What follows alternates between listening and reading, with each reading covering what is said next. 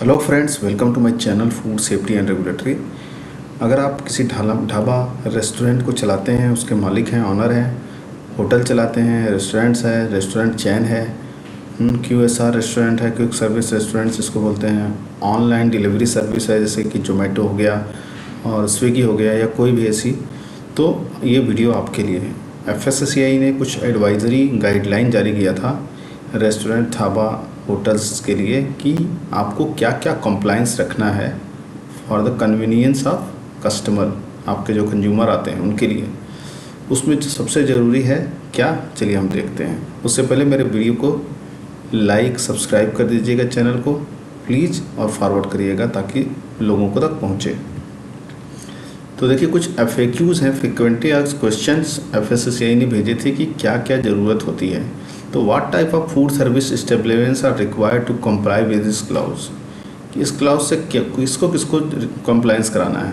तो clause applies to all the food service establishments having a central licence, जिसके पास central licence हो उसको, या 10 से ज़्यादा आउटलेट्स हैं जिनके, उनको, including restaurants, cafes, canteen and any places where food is prepared and served directly to the consumers. They include both dine-in and take-away establishments. तो दोनों का है, डाइन इन भी है, आप वहाँ जाके खाओ या वहाँ से ले जाओ। All the food service establishments that have taken a franchisee of brand names, franchisee वालों बहुत सारे लोग ले लेते हैं, उनके लिए भी है। जैसे कि किसी ने मैकडोनल्ड्स का फ्रेंचाइजी ले लिया, किसी ने डोमिनोज़ की फ्रेंचाइजी ले ली, या किसी भी रेस्टोरेंट्स के लिए, उनके लिए भी है। अगर आपका इंडिविजुअल ढाबा रेस्टोरेंट्स है तो आपके लिए भी है, समझ लीजिएगा। Where should be this information be displayed, हाँ कौन, ये जो इन्फॉर्मेशन है कहाँ डिस्प्ले करना। The restaurant information should be displayed permanently and clearly for consumer to view the food service establishment that has been discriminate flexibility to select one methods for providing the information following। तो ये सारी information से एक जगह पे होनी चाहिए, display होनी चाहिए, या कंज्यूमर तक उसके मेन्यू कार्ड में या बुकलेट्स में लिखी होनी चाहिए। तो पहले के तो आपका जो FSSAI लाइसेंस है वो डिस्प्ले होना चाहिए, पहली बात। उसके अलावा caloric value, this can be displayed on the menu cards. Caloric value, कितना कैलोरी है उस मेनू में, जो भी आप मेनू बनाए हैं, मतलब फूड बनाए हैं, जो भी सपोज करो पालक पनीर बना रखा है तो पालक पनीर का आप लिखोगे कि इसकी कैलोरिक वैल्यू ये है, इतने ग्राम की, पर 100 ग्राम की कैलोरिक वैल्यू ये है। उसके अलावा हम उसको मेनू कार्ड में भी लिख सकते हो, या आप उसका बुकलेट अलग से लगा सकते हो न्यूट्रिशनल इन्फॉर्मेशन का। उसके अलावा फूड एलर्जन का है, उसको भी लिखोगे कि इसमें क्या क्या एलर्जन है। एलर्जन कितने टाइप के होते हैं, जैसे जो फूड एलर्जन वो जिसको खाने से कुछ लोगों को एलर्जी हो जाती है, जैसे कि मिल्क है या मिल्क से बना कोई प्रोडक्ट है, नट्स है, ट्री नट्स, आलमंड, काजू नट, ये हो गया, एग हो गया, फिश हो गया, ये सारे एलर्जन आइटम्स हैं। या सोया हो गया, ठीक है, वीट हो गया, या वीट से बना हुआ कोई चीज़ हो गया, ग्लूटेन जिसमें पड़ा हुआ है वो हो गया।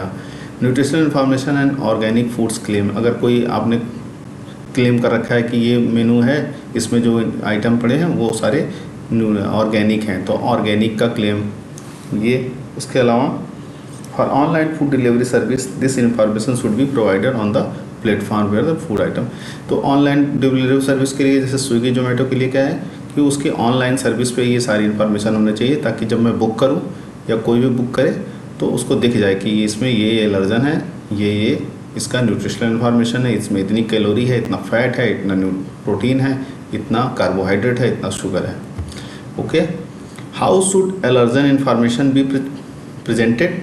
एलर्जन इन्फॉर्मेशन कैसे प्रेजेंट करेंगे। Allergen information should be listed next to the food items, जहाँ पे आपने मेनू दे रखा वहीं पे लिख सकते हो, या बुकलेट में भी लिख सकते हो, कार्ड और बोर्ड्स में। Are these regulations applicable to the online food delivery service. Yes, online food delivery service are required to provide the same information as physical establishments का। तो आप जो भी बना रहे हो, आपके पास मान लो 50 तरह के आइटम बन रहे हैं आपके होटल में, रेस्टोरेंट्स में, तो उन 50 आइटम्स के आपके पास पहली बात तो न्यूट्रिशनल इन्फॉर्मेशन होना चाहिए। न्यूट्रिशनल इन्फॉर्मेशन में क्या क्या ज़रूरी है, पहले बात जान लीजिए। उसमें आपको कैलोरी कितनी है, कार्बोहाइड्रेट्स कितना है, शुगर कितना है, एडेड शुगर कितना है, प्रोटीन कितना है, फैट कितना है, सैचुरेटेड फैट कितना है और ट्रांस फैट उसमें कितना है। उसके अलावा सोडियम कितना है उसमें और साल्ट कितना है। साल्ट आ जाएगा तो सोडियम आ जाएगा, सोडियम आ जाएगा तो साल्ट आ जाएगा। तो ये सारी इन्फॉर्मेशन आपको ज़रूरी है देनी, मैंडेटरी। इसके अलावा उसमें जो भी एलर्जन है, पीनट है, ट्री नट है, सोया है, मिल्क एंड मिल्क प्रोडक्ट्स है, फिश है, एग है, जो भी है वो एलर्जन का इन्फॉर्मेशन उसमें देना है, ज़रूरी है। तो अगर आप ये नहीं करते हैं तो आपका नॉन कंप्लायंस होगा, FSSAI वाला जाएगा, आपको चेक करेगा, चेक में कंप्लायंस नहीं मिलेगा तो आप पेनल्टी पड़ेगी। तो इससे अच्छा है कि आप न्यूट्रिशनल इन्फॉर्मेशन जो भी आप बना रहे हो उसका आप निकलवा लो। आप दो तरह से निकलवा सकते हो न्यूट्रिशनल इन्फॉर्मेशन। पहली बात, आप अपनी रेसिपी के बेस पे, कैलकुलेशन बेस पे आप निकलवा सकते हो, और दूसरा कि आप किसी बाहर की लैब में जो FSSAI से अप्रूव्ड लैब है वहाँ भेज के आप न्यूट्रिशनल इन्फॉर्मेशन लैब टेस्ट के थ्रू निकलवा सकते हो।